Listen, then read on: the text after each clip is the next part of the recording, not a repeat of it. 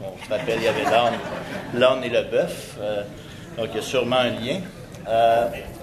Mais on ne s'attendra pas sur le « et » dans cette cas-là, plus sur le bovin.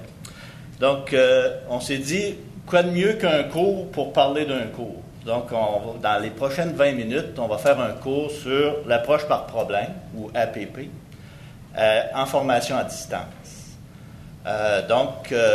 Faites-vous-en pas, on va préciser l'évaluation. Comme d'habitude, sur le site du cours, vous pourrez voir le plan de cours. Mais pour les 20 prochaines minutes, on va parler, selon la méthodologie qu'on a développée au département et qui avait été suggérée par les gens de la formation à distance, d'un cours sur l'approche par problème. Donc, comme dans tout bon cours, il faut des objectifs. Alors, on a 3 objectifs avec vous aujourd'hui. Donc, ce qu'on veut, c'est qu'à la fin du cours de 20 minutes qu'on a ensemble, que vous soyez en mesure d'évaluer la complexité, mais surtout la pertinence d'offrir des cours selon l'approche par problème en formation à distance. On voudrait aussi que vous soyez capable de discuter des avantages, en tout cas au moins durant le break qui va suivre, le reste après, les avantages et limites de l'approche par problème en formation à distance, et d'apprécier aussi les efforts qui ont été développés par notre équipe pour réaliser les 2 cours dont il va être question. Donc, comme dans tous nos cours, on a toujours un pré-test qu'on qualifie de « selon vous ». Donc, on va commencer par ce pré-test-là pour tester un peu vos connaissances. Donc, 3 questions que je vous pose aujourd'hui.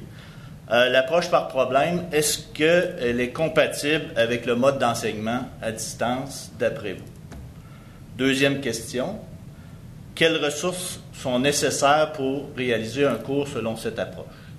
Troisième question, est-ce que la formule approche par problème en formation à distance peut s'appliquer à vos cours? Donc, je vous laisse à peu près quelques secondes pour réfléchir à ces 3 questions, pendant que je mets un intermède qui vous présente un peu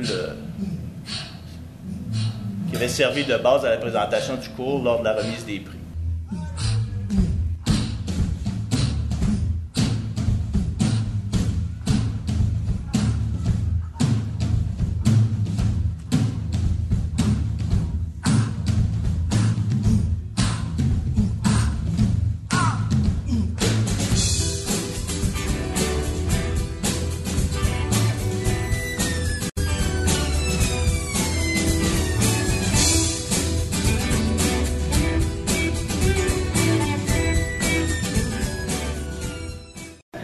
Donc, je suis sûr que vous avez déjà toutes répondu dans votre tête aux 3 questions. Maintenant, on peut procéder. Je vais commencer par mettre en contexte un peu la formation à distance au département des sciences animales. Même si la faculté des sciences de l'agriculture et de l'alimentation a été une pionnière dans le développement des cours à distance, nous autres, au département de sciences animales, on traînait un peu de la patte, sans jeu de mots. Donc, le premier cours qu'on a offert à distance en format Z, pour les initiés, donc ça veut dire sur support papier. Ça a été fait par le doyen actuel de la faculté, Jean-Paul Laforêt, et c'était un cours qui s'appelait « Gestion de la reproduction et de la santé des troupeaux ». Donc, il a été aidé en ça par Guylaine Arsenault, là, qui travaille étroitement au développement des cours à distance au département. Ensuite, suite à un engagement qu'on avait de traduire un micro-programme qui avait été développé à l'Université de la Nouvelle-Écosse. Donc, on a produit le cours Production animale biologique en ligne, donc en mode Z1 à l'hiver 2005. Donc, c'est assez récent, la formation à distance au département, mais on a mis beaucoup d'énergie à ça, et ce qui fait qu'aujourd'hui, on a à peu près les 2/3 de nos cours qui sont offerts à distance, souvent dans les 2 modalités, à la fois en classe et à distance. Les cours qui ne sont pas à distance au premier cycle, c'est principalement des cours qui offrent aussi des laboratoires, donc on n'a pas encore trouvé le moyen là, de transposer sur Internet nos laboratoires où on n'a pas jugé bon de le faire. Donc, ça vous brosse un peu le contexte. Maintenant, si on revient aux 2 cours qui nous intéressent, les cours application des nouveaux concepts d'alimentation des bovins, sur lequel on travaille, ma collègue Rachel Gervais et moi, et un deuxième cours gestion technico-économique de l'entreprise laitière, donc, avec lequel Donc, je suis associé avec Edith Charbonneau, qui est ici, là, qui pourrait répondre aussi à certaines de vos questions. Donc, ces 2 cours, il y a des profs, mais il y a toute une équipe de conception. Donc, si on était les experts de contenu, il y avait aussi des gens qui travaillaient au point de vue plus technologique, donc toute l'équipe du Centre des ressources pédagogiques de la faculté avec Fawzi et Sébastien Rivet. Il y avait aussi des gens qui nous appuyaient au niveau pédagogique, donc Guylaine Arsenault, qui est conseillère en formation au département, Robert Chartrand, qui était un fan de l'approche par problème depuis longtemps, et Denise Vigneault, qui est la conseillère qui est associée à la plupart du développement des cours à distance là, qu'on a fait au département. Donc, pour ces 2 cours-là, première question, pourquoi mettre ces cours-là à distance? Donc, la question se pose. Donc, je vous présente un peu le contexte. C'est des cours qui sont en fin de parcours pour les agronomes ou pour les gens qui suivent le certificat. Donc, le bac en agronomie, c'est un bac de 4 ans. Le certificat, bien sûr, c'est 30 crédits. On avait aussi, ces 2 cours-là, c'est des cours qui avaient été offerts hors campus. Donc, selon la formule, 3 fins de semaine, en fait, c'était des vendredis, samedis. Au départ, on offrait ça 2 fois par année, une fois à Montréal, une fois à Québec. Ensuite, la clientèle diminuant, on a décidé de faire ça une fois à Drummondville. Et puis, finalement, la clientèle, bon, c'était des déplacements assez importants. On a décidé peut-être que ce serait une bonne idée de faire un passage à distance. Donc, ça permettrait d'offrir de la formation continue aux agronomes sans qu'il y ait à se déplacer. Et aussi avec peut-être moins de contraintes d'horaire. Donc, vous comprendrez que la raison principale, c'est une raison écologique. Ça n'a rien à voir avec la volonté là, d'augmenter nos recettes face aux cours. Fait qu'on était déjà durable avant l'université. Mais pourquoi l'APP? Pourquoi l'approche par problème? Donc, ce qu'on croit, c'est que l'approche par problème, ça permet une bonne intégration des connaissances qui sont acquises antérieurement. Donc, de travailler sur des cours qui étaient en fin de parcours, pour nous, c'était des cours qui étaient bien adaptés à l'approche, où l'approche par problème était bien adaptée à ces cours-là. Ça permet aussi aux étudiants d'acquérir des connaissances sur la résolution de problèmes à partir de mise en situation. Et c'est surtout le développement des compétences qu'on voulait faire, donc des compétences qui sont très près de ce qu'ils font dans l'exercice de leur profession, donc la collaboration, l'esprit critique, l'écoute des opinions. Pas que ça ne se fait pas maintenant, mais on voulait renforcer ces compétences. Donc, on a choisi, il y a plusieurs formules de l'approche par problème, mais on se rappelle que dans ce mode d'enseignement, on part de la pratique vers la théorie et non l'inverse. Donc, on part d'une problématique, puis on essaie de découvrir quelle est la théorie qui est reliée à cette problématique-là. On a décidé de prendre une formule d'enseignement en 7 étapes. Vous avez les étapes devant vous. Ce qui est important, c'est peut-être de regrouper les étapes. Donc, on a regroupé ça en 3 espaces. Un espace problème, donc qui est un peu là où on définit le problème. Un espace solution, donc les étudiants vont être à la recherche des solutions à cette problématique-là. Et finalement, l'espace réflexivité, ou qu'on a pu s'appeler synthèse et partage, qui permet de discuter ensemble des résultats qui ont été trouvés par chacun des étudiants.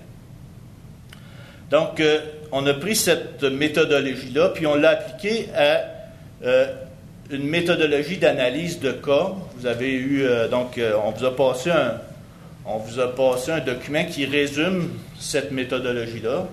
Donc, faites-vous-en pas. Vous ne savez pas apprendre ça par cœur pour l'examen. L'important, c'est de comprendre qu'il y a 3 couleurs ou 4 couleurs, puis en fonction de chacune des couleurs, on est dans un espace qui est différent. Donc, ce qu'on a fait, c'est qu'à nos étudiants qui sont en stage professionnel, on oblige à suivre une certaine démarche d'analyse. Puis on a décidé d'appliquer la méthodologie qu'on a vue plus tôt en 7 étapes à cette démarche d'analyse qui est suivie en stage professionnel. Donc, vous pourrez regarder ça plus en détail. Donc, si maintenant on a fini la théorie, on va regarder un peu la pratique. À quoi ça ressemble des cours d'application selon l'approche par problème? Dans notre cas, puis ça aurait pu prendre différentes formes, mais dans notre cas, ce qu'on a décidé, c'est d'avoir un problème exemple pour que les gens puissent maîtriser un peu l'approche.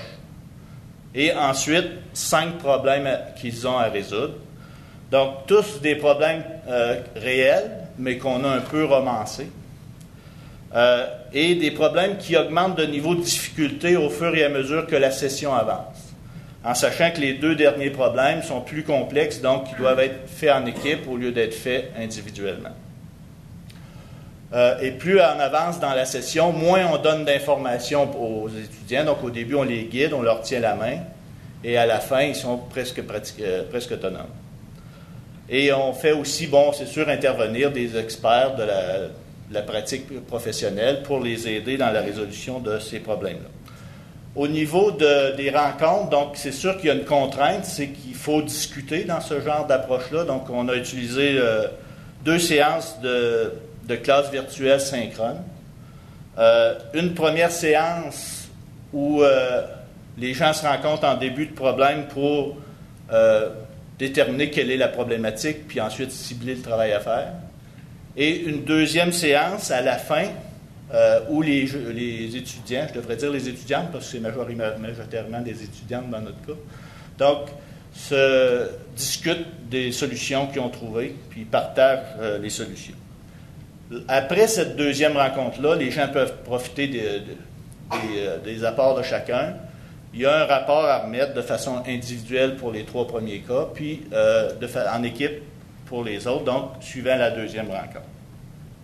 Alors, ce qu'on va faire dans les quelques diapos qui suivent, c'est d'essayer de voir, pour un cas réel, le cas du problème numéro 3 du cours Gestion technico-économique de l'entreprise laitière.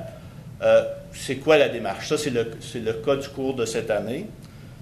Donc, il y a un site de cours qui est en appui, qui est un site qui ressemble beaucoup aux autres sites de cours là, de la faculté. Donc, on retrouve dans ce site de cours-là le guide d'études, le calendrier. On explique un peu la démarche de l'apprentissage par problème.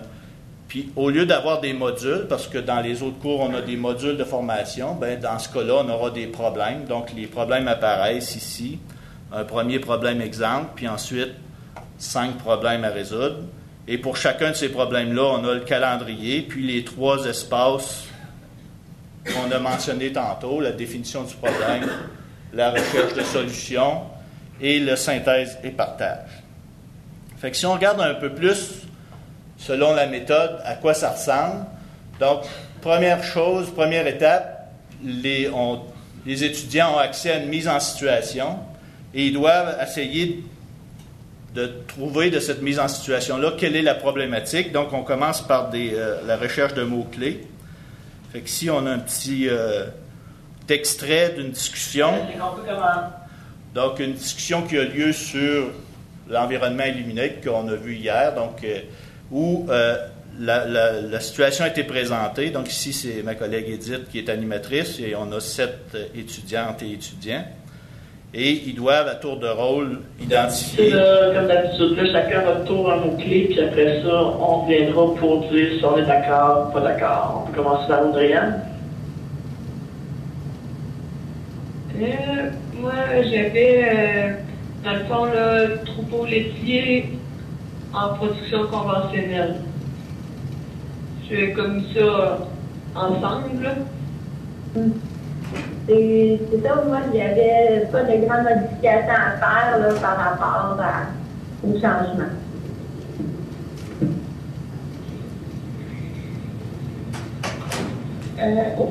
Moi, de mon côté, j'ajouterais production de la chair pour une production biologique. Là. OK. C'est pas très, très chic, mais voilà. OK. Donc, vous regardez tous, c'est qu'on aurait fini la partie mots-clés. Puis, on pourrait passer maintenant à la problématique. Donc, vous voyez un peu les échanges. Les gens, s'ils sont d'accord, applaudissent. Chacun met ses mots-clés. Lorsqu'on a déterminé la liste des mots-clés, les étudiants ensemble déterminent quelle est la problématique à résoudre. Donc, vous aurez compris que dans ce cas-là, c'est une ferme où les gens veulent passer d'un mode de production conventionnel à un mode de production biologique et ils veulent que l'agronome fasse l'évaluation économique de ça. Il pourrait y avoir plusieurs évaluations, mais dans ce cas-là, c'est l'évaluation de la rentabilité de cette démarche-là. Ensuite, les étudiants vont, une fois qu'ils ont découvert la problématique, vont décider quels sont les sujets qu'ils doivent étudier. Donc, qu'est-ce qu'ils devraient apprendre comme nouvelles connaissances pour pouvoir résoudre cette problématique. Donc, ils discutent de ça ensemble. Et lorsque ça c'est fait, ils peuvent arriver à une liste d'hypothèses de travail où ils pourront aller rechercher des solutions à la problématique qui a été mentionnée. Ce qui, après, nous amène à l'espace solution. Donc, la problématique a été déterminée. Les étudiants listent une série d'objectifs d'apprentissage qu'ils veulent remplir pour ce problème-là. Et ils peuvent partir chacun de leur côté pour aller tenter de résoudre le problème qui leur a été donné. Donc, recherche de l'information, analyse de l'information. Et lorsque ça a été fait, ils reviennent après dans une deuxième séance Illuminate où ils vont partager les résultats de leur travail. Donc, ici, on a toujours dans le même problème, on a un petit bout un extrait des discussions. Pour les charges Donc là, c'est sûr, je vous mets en contexte, là. C'est une étudiante, à tour de rôle, les étudiants présentent leurs résultats. Là, on a déjà 1h13 de discussion. Et cette étudiante-là a fourni à l'avance les 2 ou 3 diapos pour présenter ses résultats et a accès au tableau. Donc, vous allez voir, elle peut pointer là, les éléments sur lesquels elle discute. En plus, la mise en marché future, j'ai considéré qu'il était inclus dans la prime bio. J'avais les charges d'alimentation qui étaient supplémentaires, le bâtiment, les 3 vaches, puis les 2 génistes. Puis, ça me donnait un bénéfice net là, pour le changement de 55 000 $. Donc, c'est quoi que je recommandais là, à l'entreprise de se convertir au biologique. Puis pour ce qui est de ta question sur la mise en marché, je crois que c'est des frais supplémentaires qu'il y a, là, dans le fond, en plus des frais, étant donné que le système n'est pas fonctionnel de la même façon et tout ça.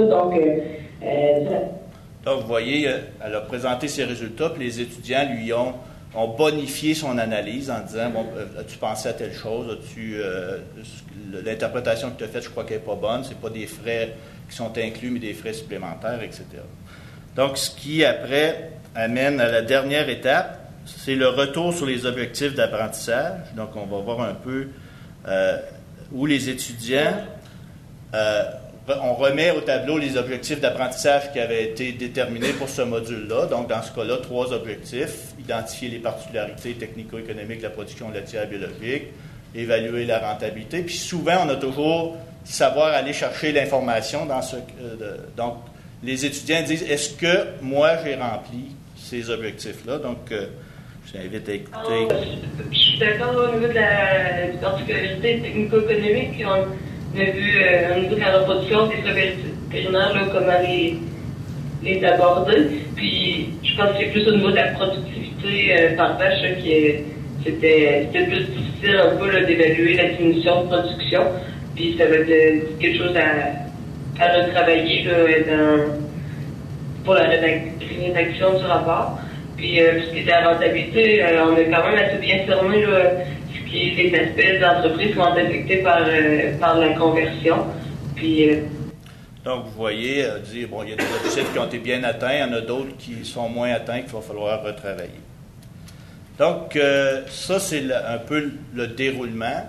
Comment sont évalués les cours? Donc, il y a, au niveau de résultats de l'échange en groupe, où il y a 2%, tout le groupe reçoit la même note. Il y a le résumé des recommandations, où là, il y a une note individuelle, qui est 5%, il y a 5 cas, donc c'est 5% par cas. Le rapport d'analyse qui est fait de façon individuelle et qui suit exactement le même rapport. Donc ça, c'est le rapport que remettrait un professionnel à un client qui aurait demandé la même analyse et dont le format est défini à l'avance. Et finalement, il y a la participation aux échanges qui est pour 3%. À la fin de tout ça, on a décidé d'ajouter une séance où le conseiller qui a fourni le problème vient expliquer aux étudiants quelle a été, lui, sa façon d'intervenir, puis comment évoluer le dossier au cours des ans. Donc, ici, on va juste regarder très brièvement. Bon, le format que ça prend, c'est tout simplement une interview. Conseillère en conseil agricole, Charlotte. Aujourd'hui, je vous parle du code de transition biologique sur l'examen. C'est un code qui est appelé sur mon cours un docteur qui était déjà en production. Donc, vous voyez un peu le genre, ça dure à peu près 20 minutes, 20 à 30 minutes. Puis le conseiller explique son analyse du cas, donc un peu le corriger, autrement dit, là, du problème. Donc, si on regarde maintenant, c'est quoi les avantages de ce mode pédagogique pour nous? C'est sûr que ça crée une dynamique de groupe qui est unique, il y a des échanges. C'est quelque chose quand on est individuel, de remettre son rapport au professeur, mais de le présenter à des collègues avant, puis de discuter, ça change complètement la dynamique. Ça permet aux étudiants aussi de faire l'apprentissage d'une méthode de travail qui est rigoureuse, donc de fonctionner dans l'analyse de problèmes de façon structurée. Donc, c'est aussi une méthode efficace pour développer chez les étudiants la capacité à formuler des critiques constructives, mais aussi à les accepter.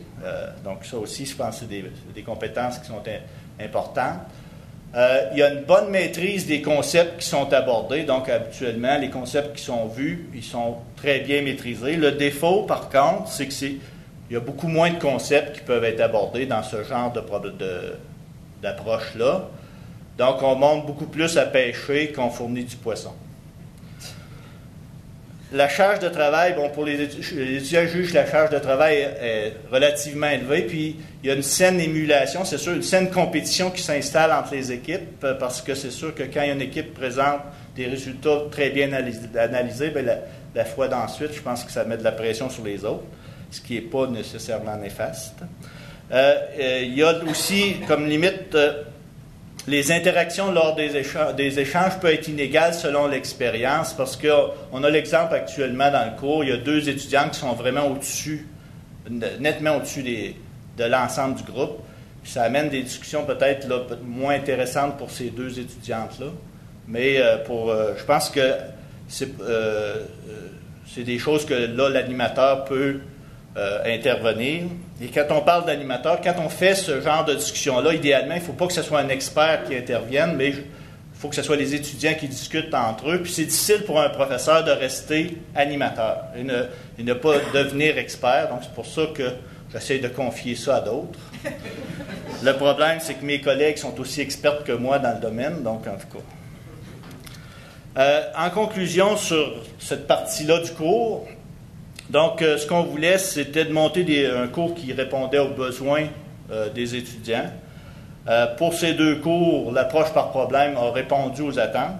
Et si on regarde les commentaires qu'on a eus lors des évaluations, donc les étudiants nous disent que c'est une formule, qu'on fasse appel à des vrais problèmes, ça c'est apprécié. La charge de travail est élevée, mais ça vaut quand même la peine. Les rencontres en mode synchrone sont contraignantes, mais formatrices, parce qu'il y a des échanges intéressants. Et ils apprécient particulièrement la participation des experts. Alors, ça nous amène maintenant, vu qu'on a fini notre cours, à pouvoir répondre aux 3 questions que vous vous êtes posées au début. Donc, est-ce que l'approche par problème est compatible avec le mode d'enseignement à distance? Nous, on croit qu'on a fait la preuve avec ces 2 cours-là. Donc, je vous laisse aussi juger. C'est quoi les ressources qui sont nécessaires pour mettre sur pied ce genre de cours-là? Donc, ici, on a écrit plusieurs, et je profite de l'occasion pour remercier l'ensemble de l'équipe.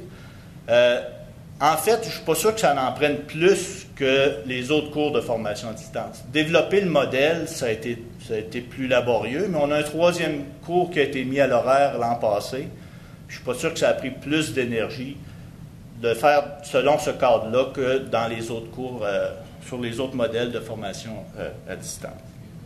Et finalement, est-ce que la formule approche par problème peut s'appliquer à vos cours? Moi, je suis convaincu que oui. Est-ce que c'est la meilleure formule? Ça, c'est pas sûr. Ça dépend, à mon avis, ça dépend des cours. Il y a des cours pour lesquels ça s'adapte bien. Donc, One Fit pour All, je pense pas que ça soit bon dans ce cas-là.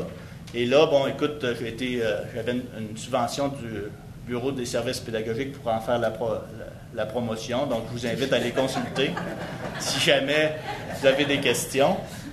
Et n'hésitez pas aussi à communiquer avec nous si jamais vous voulez avoir plus de détails. Donc, je vous remercie de votre attention. Si vous avez des questions, posez-les.